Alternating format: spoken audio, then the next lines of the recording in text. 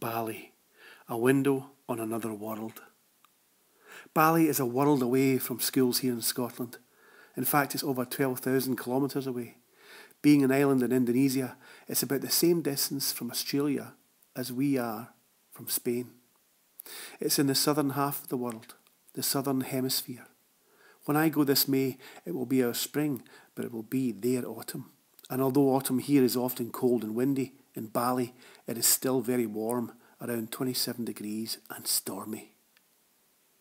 Although Bali is a very beautiful island with over 10,000 ancient temples, jungles, volcanoes and some of the most spectacular scenery in the world, it also has another side.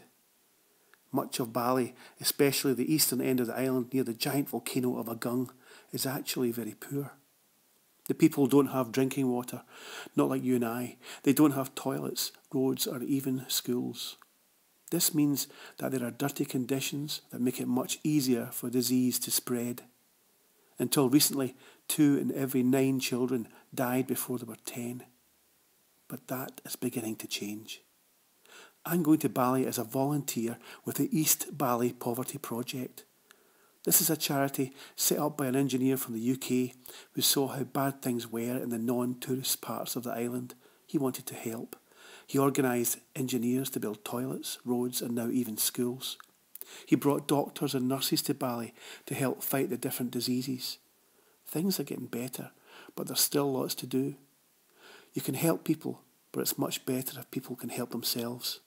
There's an old saying, you can give a family a fish every day, but if you can teach that family how to fish, they will feed themselves forever. Staying healthy and well is much easier if people are educated about how to keep safe and clean. The people of East Bali want education.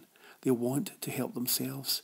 They want to read and learn more to live better lives. As a children's author, I've been asked to go out there and help. They want me and my book publisher to help the children write their own story, their own book about keeping safe and healthy. Using their own imagination and creativity, they will draw their own characters and set them in a simple, fun story that also provides a message. They will use their own culture, their own surroundings and experiences to form a real book that can later be printed and distributed to all the children over there.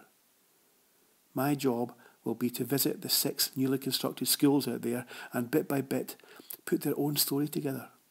I'll help to shape it with the guidance from the experts out there, but also with the children themselves.